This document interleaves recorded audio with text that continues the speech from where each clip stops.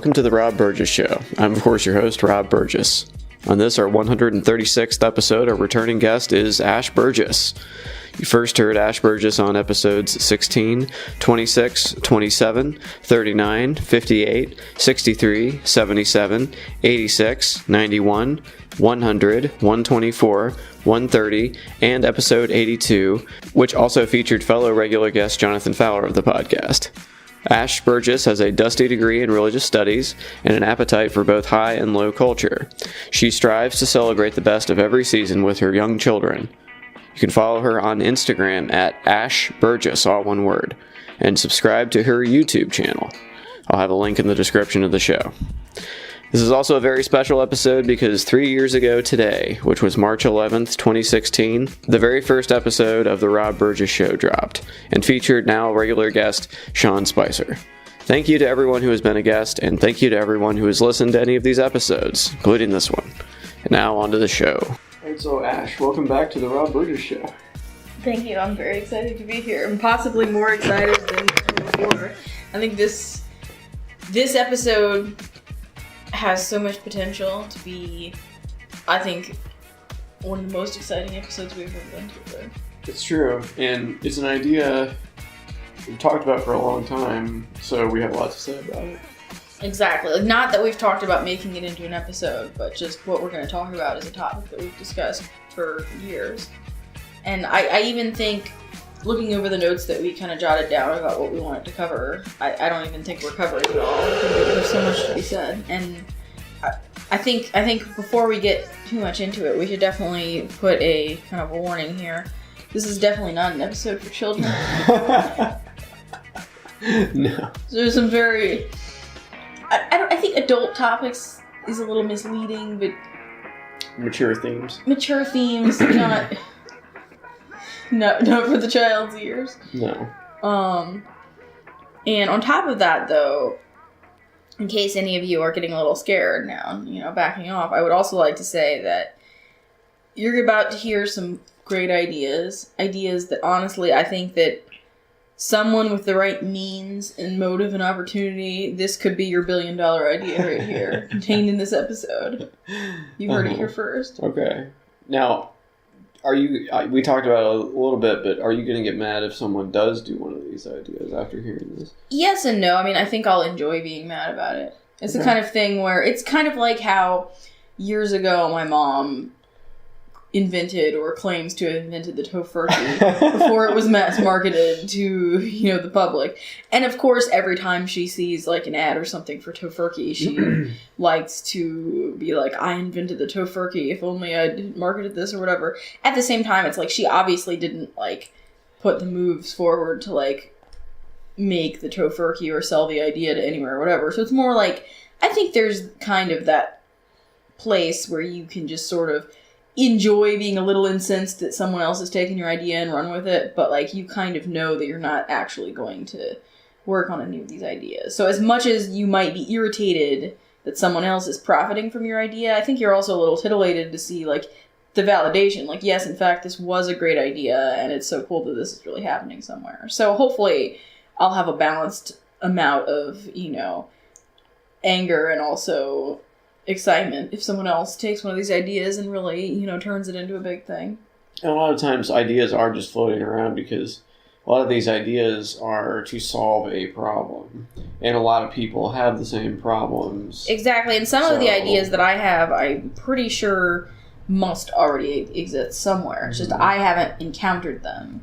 So to my knowledge, and I haven't done any extensive research, these things don't exist, but I suspect that some of them are happening on some scale somewhere already. But if you come up with something on your own, it still means that you invented it if you didn't get the idea from somewhere else, even if someone else somewhere else is having the same idea. Oh, for sure.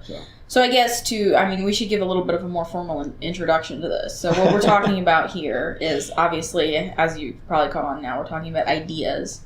Specifically, great ideas that I have had over the years.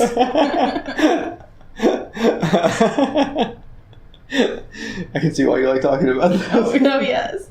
But give it a little, you need, I think to really make this work, it requires something of an intro from you, and then I can, maybe elaborate on the intro a little bit. All right, well, Ash has these great ideas all the time.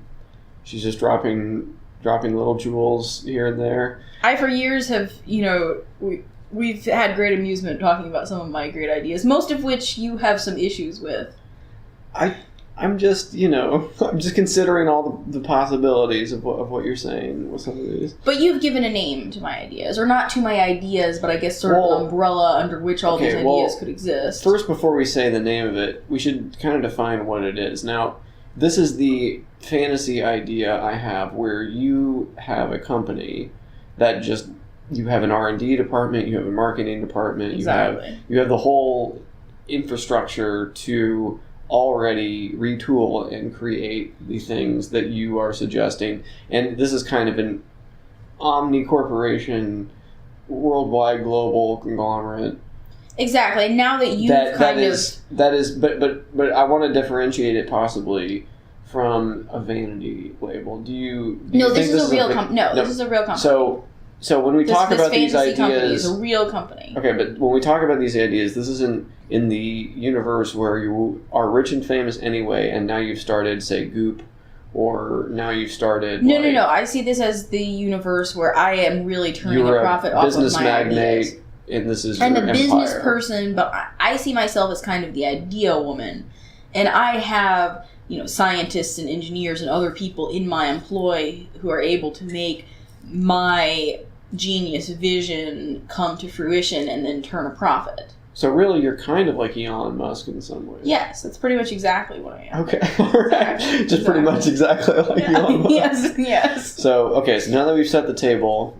So basically, the name so basically, when I come to you with these wild ideas, you're like, oh, that's another idea for Ashco. Yes, Ashco. Ashco is the umbrella corporation which will be enacting all of Ash's many innovative ideas. Yes. So, where do you want to start talking about Ashco? Now, my idea was to talk about the corporate culture. The corporate culture, yes. We want to define.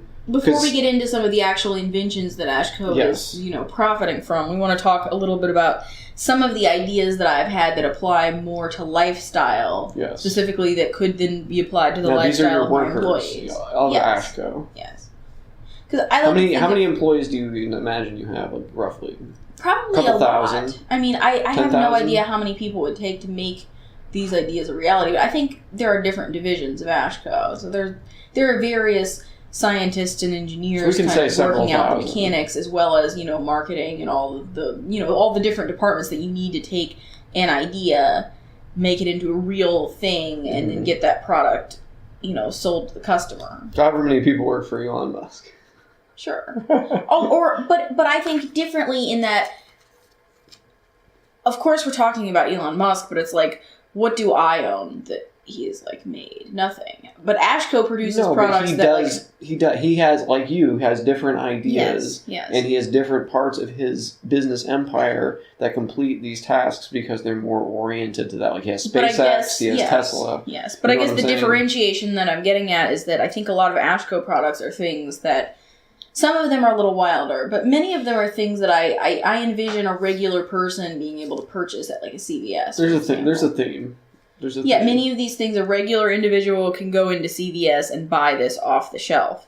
That's the kind of reaching commonality that Ashco's made. There are some other more specialty items that might be, you might have to obtain those, ordered through the website or whatever. These are mostly health and beauty products. Health and beauty, but I would say if I had to characterize Ashco, it's a lifestyle brand, because we don't want to pigeonhole ourselves in just health or just beauty. These are products that help you to live your life more fully in the way that you want to. Okay, but we're getting out of ourselves. But dialing it back to the corporate culture, let's talk about the people that are working at Ashco. I think the idea that you're really trying to lead me towards is, this is a big idea that I've had for years. I didn't come up with this specifically for Ashco. This is an idea that I think I proposed as a general idea that more workplaces should take on. But Ashco, of course, could kind of pioneer this, and hopefully other places will model themselves after us after they see our success. Okay. And this is kind of also tapping into the idea that I envision Ashco as kind of like, you know how places like Google are supposedly great to work because they have all these cool things about the workplace, like the free M&Ms and the child care and the parks and the exercising and the coffee bar and all the, you know, workplaces that offer some things that they're like, oh, it's great to work here. One of the things that really sets working at Ashco apart from other jobs is that, sure, you're going to work hard. Sure, we need people that are at the top of their game to really make these products a reality. But, wait for it. 3-day work week. How is this possible? It seems too good to be true, doesn't it? And it is. Yes, of course, there is a price to be paid for only having to work. Okay, so in Ashco, when you work for Ashco, you sign your life away to the company. Quiet, you work. I'm a subversive person. You only have to work. I wouldn't last long in Ashco, by the way. You only have to work Monday, Tuesday, and Wednesday. So every week is a 4-day weekend. Imagine the glory of having a 4-day weekend every single week. Now, I'd like to preface this by saying... You're still not telling me how this is possible. I'm getting there. Yeah, I know you are. I'd like to say that I had this idea before that movie we watched recently. What was that movie? Thank you for... Oh, Sorry to Bother You? Sorry to Bother You. I had that idea years before Sorry to Bother You and the thing with the people that are trapped in the warehouse working around the clock or whatever. This is not like that. You're not trapped at Ashco working around the clock. You have 4 days a week where you're not expected to be at work. All you tech giants that think the same is the problem.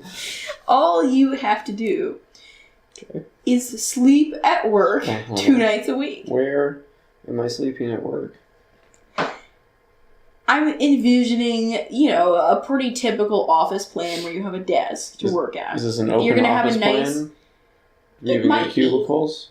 Offices? I'm thinking it's open office plan. Cubicles are so depressing. Let the air flow around. Open offices has its problems too. Especially when you're sleeping there. Yes, because as I was getting ready to say, underneath your ample desk, there is you really know how to sell this. There's a sleeping quarters. You first. All right.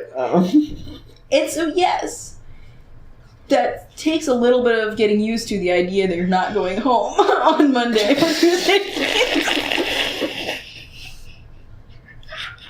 You're not going home on Monday or Tuesday night. However, I think that part of the reason that this appeals to me, and maybe this doesn't appeal to you as much, is because I think different people have different ways of focusing.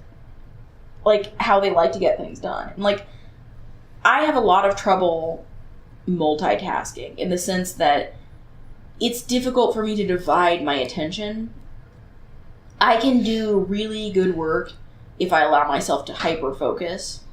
And I think that the person who thrives in Ashco's 3-day working setup is like me. I'm not saying high pressure, I'm saying high focus. Basically you're committing yourself to really focusing on your work Monday, Tuesday, and Wednesday. So basically, in this scenario, unless you have meetings or whatever that you have to move around the building, you're moving around or whatever.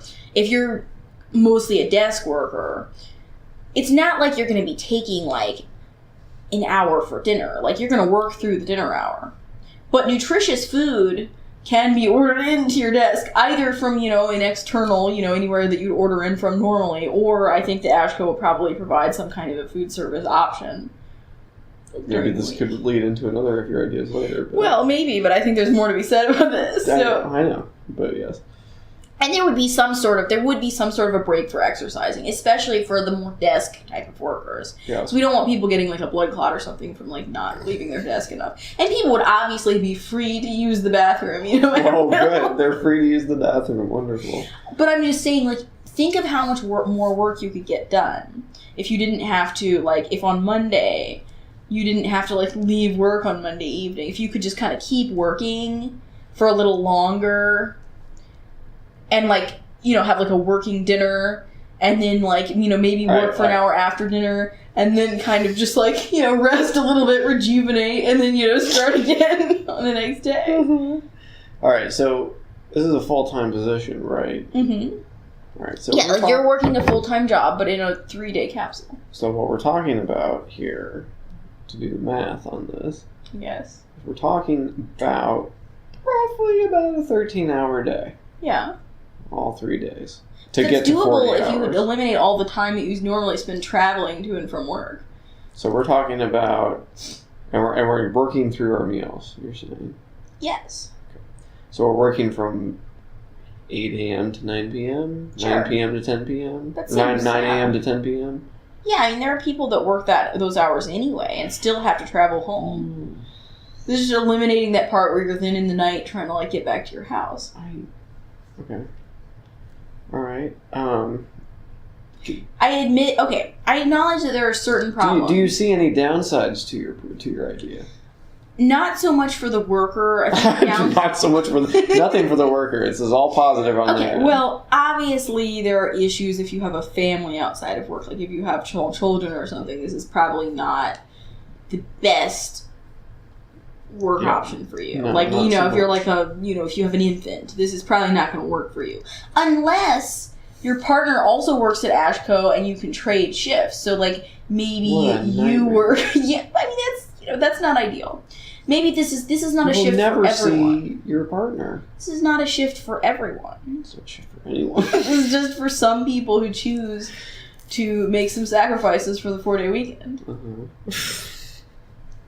I think... Or you could have some kind of a nanny or something that takes care of your kids for a couple days. I think we've just started talking about the problems with But this. okay, but those are more problems for the worker, which I'm less concerned with. I want the worker to figure those out themselves. Yeah, the problems I'm more concerned with are the problems that it presents for me, the employer, such as the potential issue of, like, shenanigans that might occur in the workplace. What do you mean hours. potential? You're guaranteed shenanigans. I mean, because there's already problems in a normal workspace with, like, workspace people affairs. will have and, like, sex. People will do drugs. People will drink.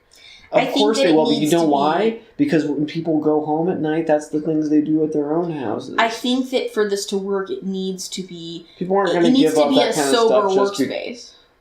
You're never going to enforce that. Sober workspace. How are you going to enforce that? I mean, as long as you're very strict about what people can bring into the building and take out with them, this would be totally fine. So your metal detectors, drug sniffing dogs, the whole bit.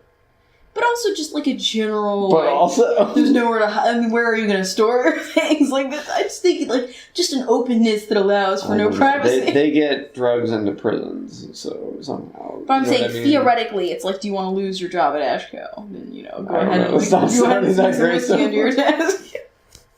So sober workspace, no shenanigans somehow. Yeah. How we're enforcing this. I think that there are so many problems with this, I don't even know where to begin. It's problematic, but imagine the glory. No, there's no glory.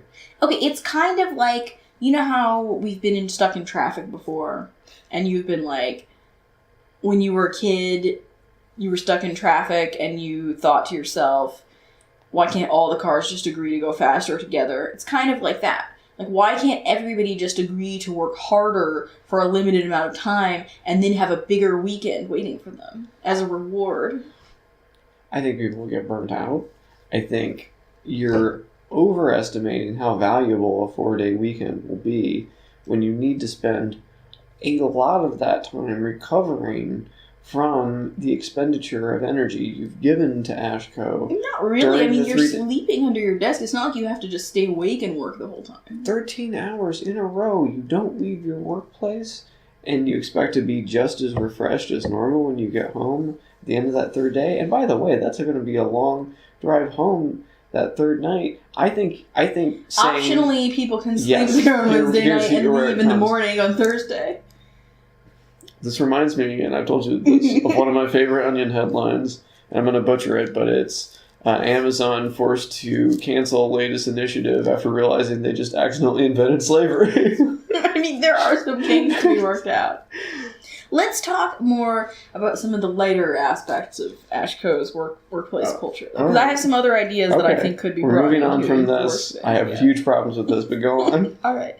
I haven't perfected the kinks of that. I'm just saying that's one model of working that Ashco might like to move towards. Okay, I'm just telling you from an employee perspective that it is so desirable to me to not spend the night at my workplace. That you would give up a 4-day weekend? I would absolutely give up a 4-day weekend. So you would give up on the idea of working less than you have not worked? I would compromise and possibly attempt a 4-day week, but I think 3 days where you sleep. But I would not sleep at work. What I would do is I would say work longer 4 days a week, and then get a 3-day weekend, and not have the beds there and stuff. I think you just really don't want to sleep at work. I really don't want to sleep at work, which is fair. Why do you? Would you want to? No, I mean that sounds uncomfortable to me. I think uncomfortable is a light. But a lot of situations seem uncomfortable. I mean, surely you've been in a situation. I don't even want to take my shoes off in my workplace ever. Ashco will be very clean. Also, you know how I feel about people wearing shoes indoors. Yes. But let's move on to talk about some of the other kind of the parts of corporate culture that are a little lighter. Okay. All right. So this is not a requirement of my workers. This is more of a suggestion. I believe that everyone should collect something because it makes gift giving much easier. And obviously, when you sleep under your desk 2 nights a week, you're going to grow close to your fellow employees. So there's going to be a lot of, office gift-giving celebrations, all as people in prison often do. So... There's real camaraderie there. But you know how it's easier to give a gift to someone if they have a collection. For example, I have an aunt who collects frogs. So that's a real easy go-to for people that are looking for a gift for her. They can, find a frog figurine. I have another aunt who collects roosters. One of my grandmothers used to collect elephants. Another one collected bells. I think that everyone should, I hesitate to say be required, but I strongly urge everyone to choose a collection to, really embrace. But really, this is a society-wide requirement you'd like to instill in all society. But you only have a control over the Ashco employees. And it's kind of reminds me of, surely you've read that young adult dystopian novel, The Giver. Sure. Within their society, there's a lot of structured hobbies and interests that people have at different times and things that people do. It's all kind of planned out. At a certain birthday you get a bicycle, at a certain other birthday your stuffed animal is taken away. There's it's all kind of structured out. This is somewhat reminiscent of that, except it's I like how the first example you come up with for an analogous program is from a dystopian children's novel. Well, I'm not saying that this program is the same. I'm just saying it kind of reminds me of it a little bit. Okay. But this is actually to help people achieve more happiness. Alright. But what if they like their collection? It's not like the collection will just be assigned to you. It's not like you start working there and it's like you collect whales now. Collection and then regret it. You can just let people know that you're phasing out one collection and starting another one. But you have to pick one. Reached a saturation point, I think, with her frogs, and then she's kind of moved on. I think she started adding more cats in. And I think you can just do that. You can be like, oh, hey, guys, by the way, I've started collecting cats now. I'm not as into the frogs as I once was. Okay. But people are required or heavily encouraged to choose a collection. To make it known to your coworkers so that people can, gift you appropriately. And it's got to be a type of thing people can just buy. Hopefully it's something that's popular enough to be obtained. Hopefully it's something where it's can't be too obscure. Yeah, no, you can't be it has to be a giraffe or a whale or it can't be a popular animal. It can't be Fabergé eggs or something. No, it needs to be a popular animal or plant or something. It could be daisies. I'm super into daisies, so people would give you things with daisies on them. Mm-hmm. Or I'm super into cookies, so people would give you cookie related items. So 3-day work week. We've got the 3-day work week. Yes, 3-day work week. We've got the collections. There's one other thing we wanted to talk about. Yes. This is more something that we would offer just optionally on, during the weekend if you wanted to come to, how sometimes workplaces have events and, just, socially things that you could do. Mm-hmm. And this is an idea that I feel like, of all my ideas that I'm going to bring up tonight, this one is probably happening already somewhere. I just haven't happened to see this advertised or know where or when it's happening. But I know this has to be happening because this is such an obvious idea. Mm-hmm. Couples speed dating. Couples speed dating is like, how people are always saying, it's hard to meet couple friends. Mm-hmm. Like, we've been lucky enough to have, like, a few couples that we've been friends with, and it's great to have, like, a couple of friends where it's, like, a couple and you're a couple and, like, together the, like, a quad of people can, like, hang out. Mm-hmm. But it's not always easy to find couples friends. No.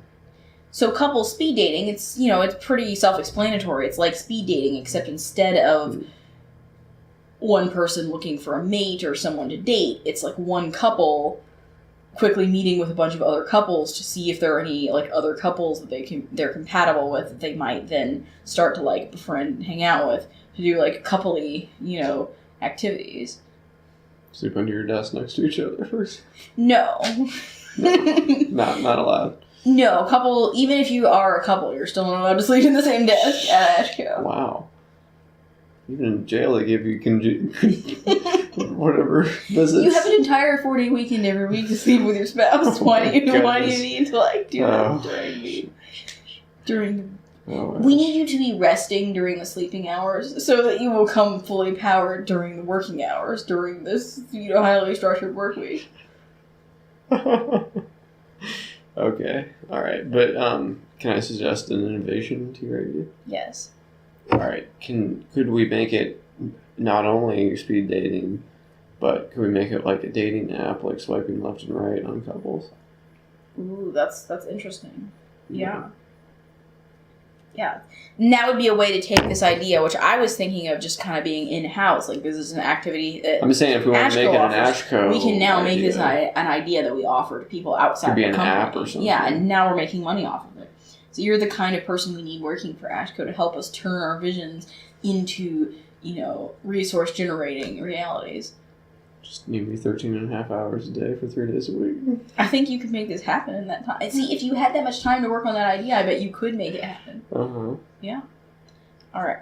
So let's move on to some of my other actual things, like what is Ashco? All right, we're at Ashco. We've established the corporate culture. Now, what are we making at Ashco? What products are we providing? There are a few different products that I wanted to talk about tonight, but I think I need to start with what I think is probably the original Ashco idea. This is an idea I came up with years ago. Mm-hmm. It was really the first truly innovative idea, and I would hazard to say this may, in fact, be one of the wildest and most disturbing ideas that Ashco has to offer. Yeah, Pete is going to go crazy on this one. It's one of these ideas that, it creates as many problems as it solves. Sometimes more. Possibly more. But I still think... and I think, honestly, this is one of the least doable ideas. Honestly, every other idea I'm going to tell everybody about tonight is a totally doable, sellable, marketable... Yes, this is a joke, but these are real ideas. This idea, I don't actually think this will work. This would be like, I don't know, alternate reality, sci-fi novel type thing. But that's why I want to preface this, because I don't want to scare people off and think every idea is going to be like this. Because I promise all the other ideas are totally doable. Mm-hmm. Although, we can argue more about that as we come to them. But I think the other ideas are very real ideas. This idea, I admit, is deeply problematic and not very realistic. However, it is kind of the first idea I ever had for Ashco, mm-hmm. I think. The first of my very wild inventions that I can recall. Mm-hmm. So I would be remiss if I didn't mention this. It's where it all began. Wait for it. Are you ready to hear what it is? I mean, you know what it is. I don't think anyone's ever going to be ready for this. All right. It's the Alive fur coat. Say what? All right. So, as everyone knows, having a fur coat made out of animal furs, like that, from an animal that's been skinned and made into coats, or, however many minks or ermines or whatever you need to make the coat, is controversial. Some people are against it, because it's like, we all know that, some people are against having a fur coat. So, The solution is in a live fur coat. It has all the benefits of a fur coat as far as, like, beauty and softness. And there are even some additional benefits that a traditional non-alive fur coat doesn't have. Because the alive fur coat is basically an animal that's been genetically engineered to be fur coat shaped. Of course, genetically. I was waiting for the genetically engineered part. I mean, obviously, how else are you going to make an animal be fur coat shaped? I was thinking more of a stole. Maybe, a stole could be... Sure, I mean, maybe it's not like a coat. Maybe it's more of like a cape or something. But it still needs to be the animal still. Cape. Oh my goodness. Now, but before we talk about the many downside problems... And I'm just waiting to talk about the downside to this. I would like to note that there are some advantages over a traditional fur. Oh, do tell. Even beyond the fact that you have the peace of mind of knowing that nothing has died in order to make your clothing. I don't know. I think some things that you wear would wish for the sweet release of death. But... you know how nice it is, like the reason people have pets partially is because it feels good to pet, like a cat or a dog or something. They're alive, they're bringing heat and warmth. That's something that a traditional fur coat can't bring to you, is that sort of living heat and warmth that the alive coat brings to you while you're wearing it. But this is not necessarily a criticism, I just genuinely want to know how this works. Alright, so the alive fur coat, how do we get it to stay on you? That's my first question. Of many questions. I've always been assuming that it doesn't have much, it have legs? Range of Does motion. it have arms? No. I do think that you have to, like, it is in the shape of a coat. Yes, it's in the shape of a coat, but it has, like, a head and a mouth somewhere. Does it have a butt? Does it poop? That's one of the problems we're Does it pee? Does it drink water? I think it must. You must drink water and eat food. Yes. Okay, and it must defecate somehow. Yes. Okay. This is the price you pay for having a live fur coat. So it's kind of like a pet, but you can wear it, and it's genetically engineered. It's kind of like, okay, when you go to a restaurant that has a patio, and people have brought their dogs, and the dog's kind of just there, and it's like, sure, it's inconvenient because you have to have, like, water and food for the dog, but the dog's just kind of, like, hanging out. It's like that, except instead of being, like, tied to the patio fence while you're, like, enjoying your margarita under, like, the umbrella or whatever, the coat is just, like, with you, like, having the brunch or whatever. So really, you would have to have alive fur coats have the temperament and then some of a therapy animal. I think they would be a very lethargic. They couldn't be excitable like a yapping dog. This is a very quiet, very lethargic animal. See, I'm worried about the coat biting people. You, others. No, the coat is very... What if it sees another coat and, like, freaks out? You think there would be, like, a fight and the coat sees another from across the room? Absolutely. I'm picturing this as, like, a very high, like, a very, like... This is not one of the items that I was mentioning before that's, like, available in every CVS. This is a very upper echelon luxury item. This isn't for everyone. Not for everyone, yeah. So, like, you and your fur coat, it's like, it's a temperamental, very special item. Part of it's not just kind of like, I have this fur coat that happens to be alive. It's like, oh my god, she's wearing, is that an alive fur coat? What's its name? How long have you had it? What is it like to eat? Oh my god. You know what I mean? Like, it's not... And then it turns to them and goes, I assume it would do they make noise? I think they're very quiet. I mean... Do they yip? I think possibly. But not like a lot. Do they mate? No. No, they're kind of... Do they have children? No, I think they're the kind of animal where it's you like... produce them from a factory of some It's sort. kind of like how with bulldogs you have to, like, they don't line up right, so you have to have, like, an artificial insemination. But it's even beyond... So they don't have sex organs, They have, maybe, I think they have produce, sex organs? but I don't think that they can, like, have, like, a pregnancy or anything, like, like fur coats. I think it's all happening in the lab. Okay. Back to the temperament thing. Okay, so we've genetically engineered them to want to stay on people and to enjoy and even prefer being worn. Yeah, I'm kind of thinking of them as kind of like, you know, when you have part like of a the really reason nice cat that like loves to sit on your lap and it just sort of purrs and purrs and on sits your lap, and but sits. like not wear it around. Yes, but it's sort of the same way that a cat that loves to sit on your lap, but this like kind of loves to be worn as a coat. And it wouldn't see another coat and freak out. You're saying you would... I don't know. What do you mean? I think that's the chance that you're going to have to be willing to take. But that's what I'm saying. Like, I think you have to sign an agreement if you like buy one. I think the chances of it seeing another coat are pretty low. Because I'm assuming that this is like a $200,000 coat. Okay. And you probably have to get on a waiting list to get the coat, and it has to be specially bred to like your dimensions. What about knockoffs? What about people making copies, like their own, like? I mean, that's a real problem. Hopefully, Ashco's scientists are so far ahead innovation-wise that we're the only ones that are able to make these coats work. I see. Okay. Yes. I'm saying corporate espionage, it's a thing.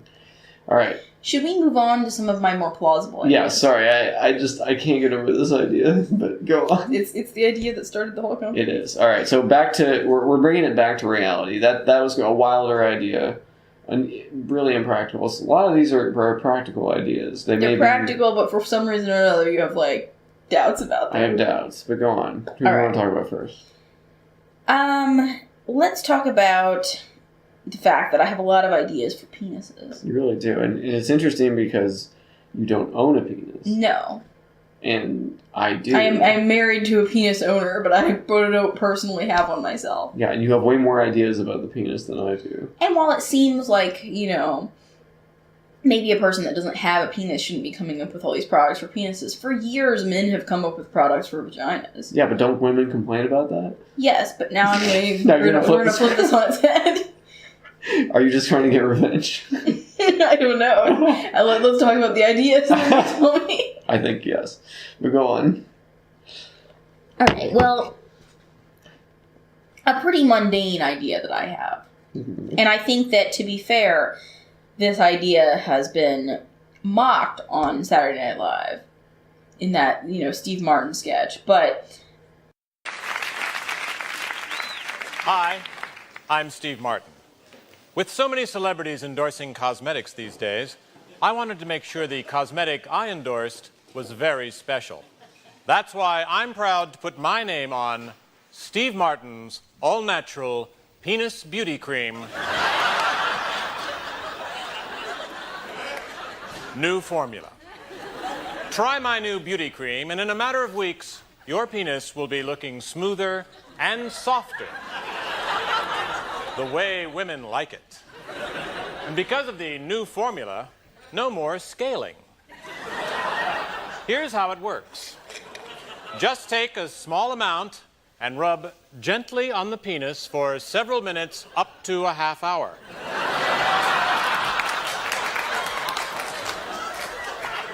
You'll notice a difference right away.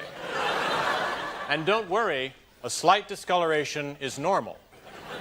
Bob, tell us, how has my Steve Martin's all-natural penis beauty cream new formula helped you? Well, Steve, I'm in real estate. And if I'm not confident, I can't do my job. And you can't feel confident unless your manhood is smooth and soft, right? Exactly. If I'm thinking about my appearance, I'm not thinking about selling houses. The day I started using Steve's cream, I sold 3 houses. Now I have more energy than before. My confidence is sky high. I just got my pilot's license. And next week I'm flying solo from LA to Tahoe with nothing on board except 2 jars of your cream. That's great. Well, the best part, Steve, is that now I can throw away all those cans of turtle wax. Our next guest actually started using my new cream by accident. Isn't that right, Dave? That's right, Steve. I thought it was for something else. And now that you've been using the product, how have you found it? Well, Steve, I found I have a lovelier, more luxurious, softer penis than I ever had with other beauty creams. Probably because it's the first beauty lotion made especially for the Johnson. I'll tell you, if I could afford it, I would use your cream 24 hours a day. And is your wife more attracted to you now that you've been using my cream? Well, Steve, my wife recently left me, but before she did, she said, I hope you and your Steve Martin's beauty cream will be very happy. Well, that's a lovely tribute. Thank you, Dave. Steve Martin's all-natural penis beauty cream, new formula. You know it's safe. Why? Because it's tested on animals. And if you order by mail, don't worry. It's shipped in a plain brown wrapper with the words, "Not penis cream stamped all over it in big red letters. So pick up a jar today and remember, it's the only cream with the picture of my penis on it.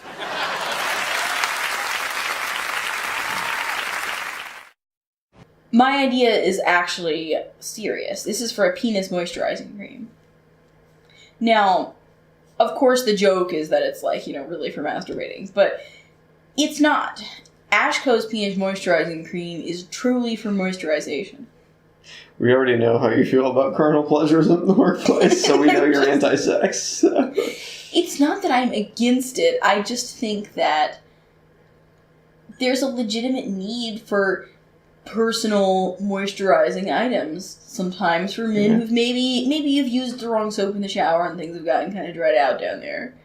Okay, and your idea is good in that. Yes. I think different skins require, like, we have different soaps for faces. Exactly. So and this we is have like, different soaps for hands. Exactly. So why don't you have a different soap? Why not? For hands? It's also a very sensitive area, maybe one of the more sensitive areas on the body. Yeah, so like if you need to moisturize it, I think you need a product that's safe. You can wash with body wash on your arms and legs and torso and be fine.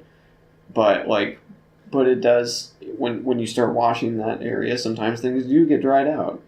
So, wouldn't you like to have a moisturizer that would be safe for that area? I actually think if your marketing department can do its job here, I think this may be your most plausible Ashco idea. It's a real idea. Yeah. That I will fully admit this is one of your more legit ideas. I think that some of the humps that would really need to overcome are kind of like, sure, there's occasionally a need for moisturization in that area, maybe, but what guy actually wants to spend his money moisturizing? I think women are maybe more likely to spend their money on moisturizers for specific targeted areas of the body than men are. I don't know. But why? If I'm wrong. But why don't you use the sex angle to sell this though? Why not? You could also use it for that. No.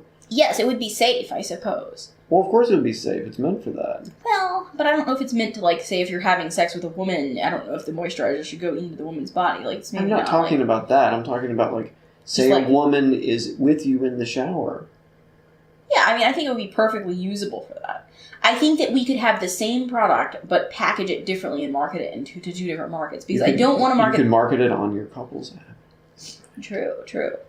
The thing I'm wanting to avoid, though, is... Yes, I think a lot of people might use it in a sexual way, but I don't want to scare off the man who truly needs it for moisturizing, but might feel embarrassed to buy it if he thinks that, at the checkout counter, people are going to think he's buying, a sex cream. Fair enough. Because there are people that feel weird about buying personal care items like that.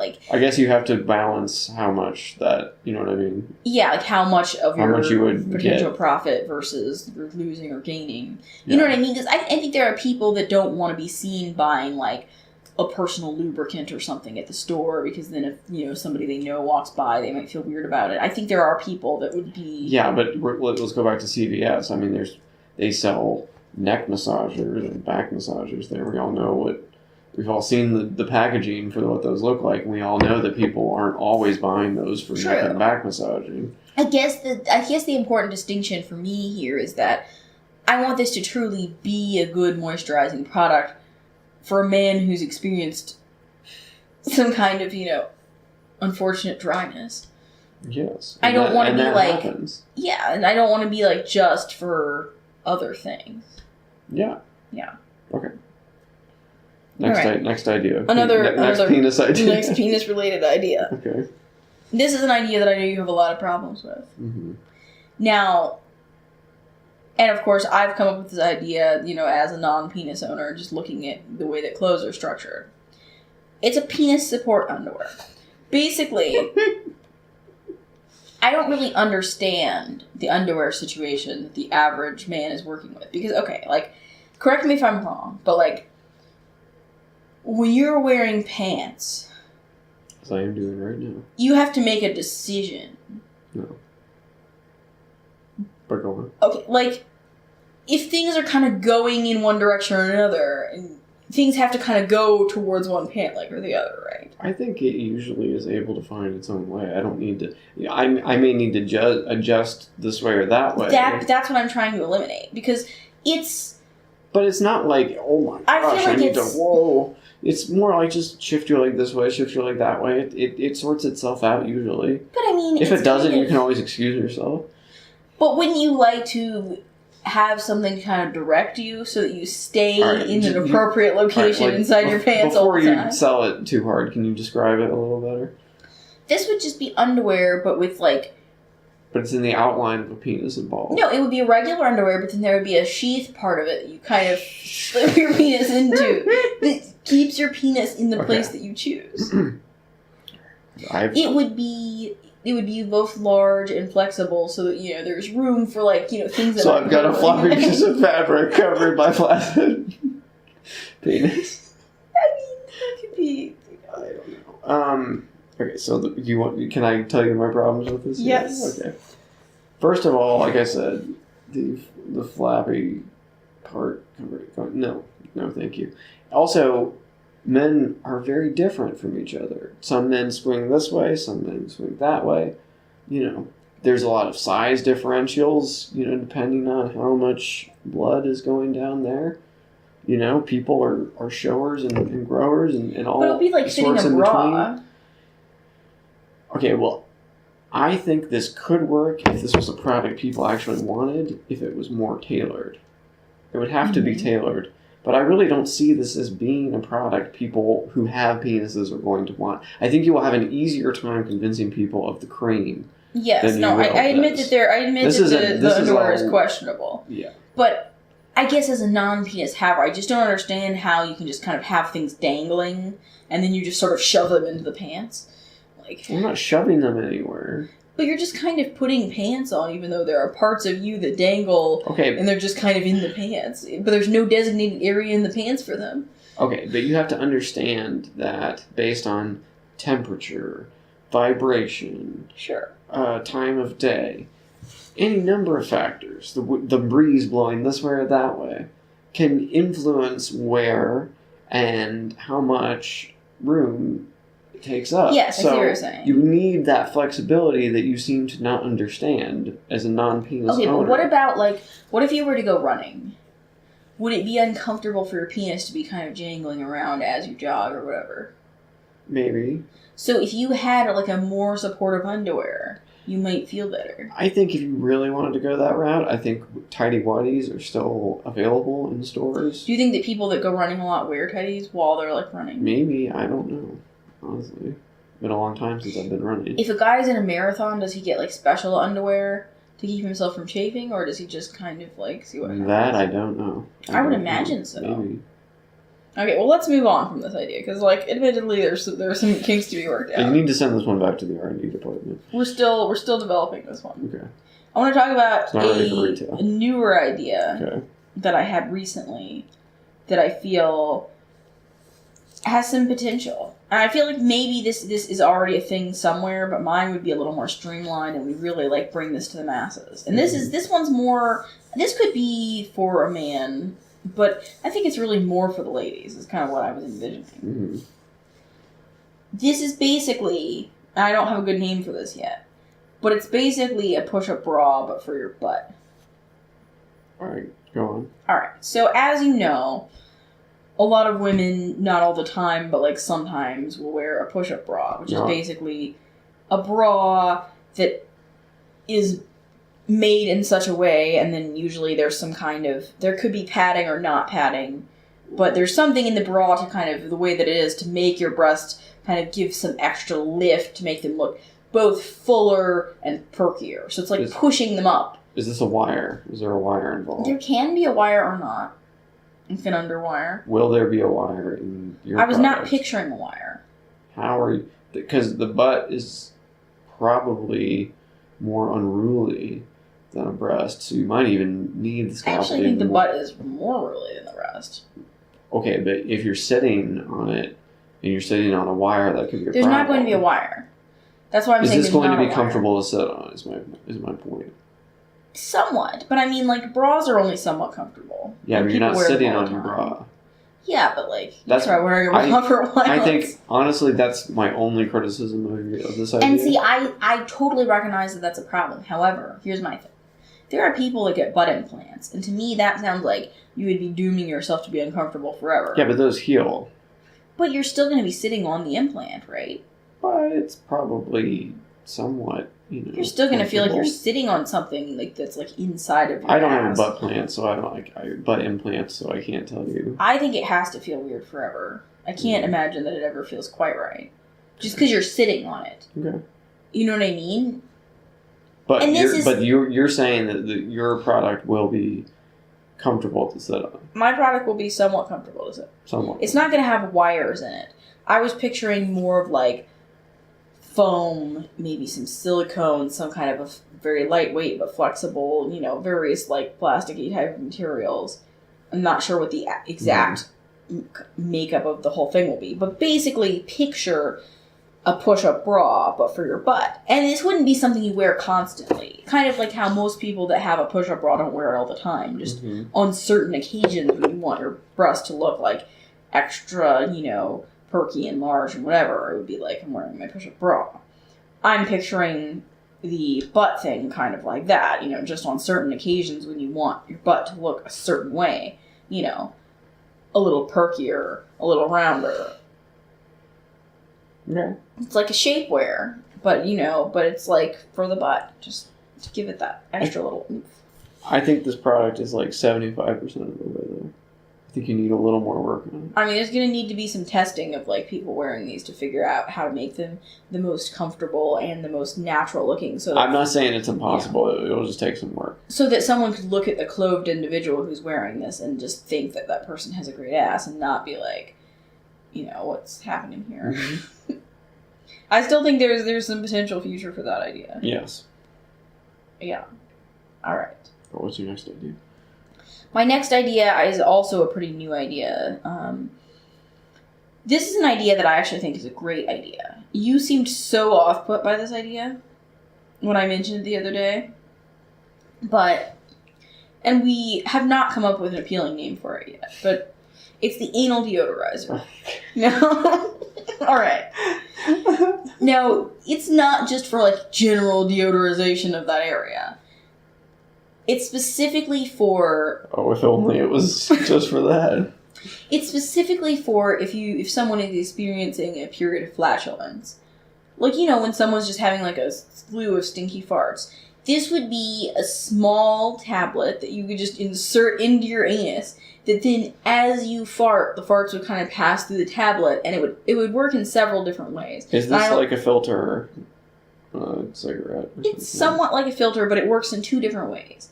Partially, something in the deodorizer actually, like, traps the odor molecules or whatever.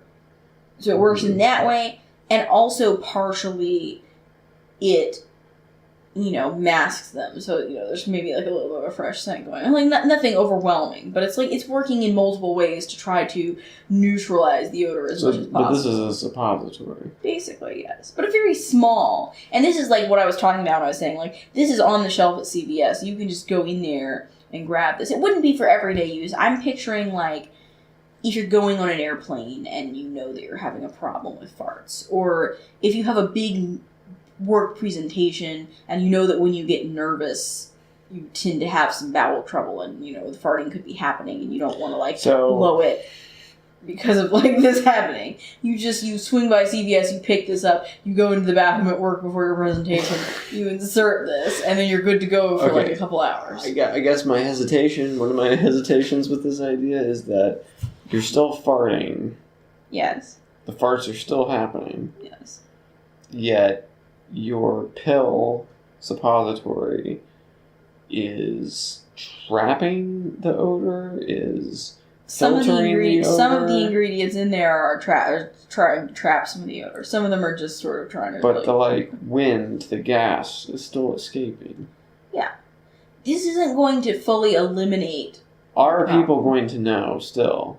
That you're farting. That you're farting. Maybe, but I mean, you can stop. They will just appreciate that you used a suppository. to mask. Well, I mean, surely you've had an If experience. it slightly smells like strawberries, are people going to be like, oh? But surely you've had an experience where you've needed to fart and you've kind of managed to do it in a way that was like fairly silent. Yeah, but I think that is usually followed by people then being like, what's going on here? Yeah, but especially I'm talking about If only like, I had your product, right? yeah, because I'm talking about like a situation where it's like, surely you've been trapped with someone in a space and the person is farting and it's like not just like a regular fart, it's like a really putrid one. Mm-hmm. Surely you would have liked if they had found some way of somewhat mitigating the odor. I think your biggest competition here is that there are pills and stuff that you can take that will just stop you from farting in the first place. And I think that is more desirable to people than continuing to fart and using a suppository. However, there are people... I'm not saying it's impossible. There are I'm people that saying don't like it's- to take pills. Yes. There are people that don't like to put anything into their body in a way where their like system is absorbing it. Uh-huh. And they might be willing to use a suppository before they would be willing to ingest something that's then going to work its way through their whole system. Mm-hmm. Okay. I think the fact that it is a suppository would be off-putting to some people. I do think this is a big problem. But on the other hand, you're really getting the root of the problem there. Sure. Not the root of the problem, but you're really going No, to you're the not. source. Actually, that's my problem. You're not getting to the root of the problem. I mean, yes, this is just a band-aid on a larger problem. Why are you farting so badly? You should probably start figuring that out first. But this is like... What if someone's having a medical problem and you're just masking the, symptoms? But it's like all these products where it says, don't use this for more than 5 days without consulting your doctor or So whatever. you're going to have warnings on them. Of course. Okay. The Ash Co-Legal Department will be all over it. Oh, yes.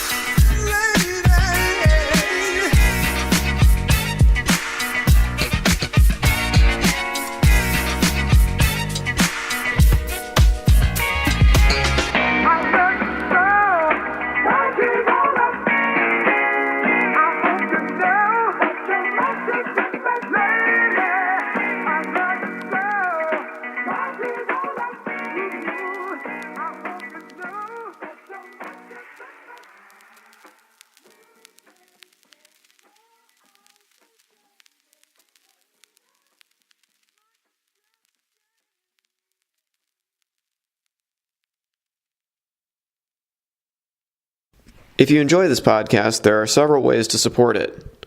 Join the Rob Burgess Show mailing list. Go to tinyletter.com/The Rob Burgess Show and type in your email address. Then respond to the automatic message. I have a Patreon account which can be found at patreon.com/Rob Burgess Show Patreon. I hope you'll consider supporting in any amount. Also, please make sure to comment, follow, like, subscribe, share, rate, and review everywhere the podcast is available, including iTunes, YouTube, SoundCloud, Stitcher, Google Play Music, Facebook, Twitter, Internet Archive, TuneIn, and RSS. The official website for the podcast is www.therobburgessshow.com. You can find out more about me by visiting my website, www.thisburgess.com. And if you have something to say, record a voice memo on your smartphone and send it to therobburgessshow@gmail.com. Include voice memo in the subject line of the email. Until next time.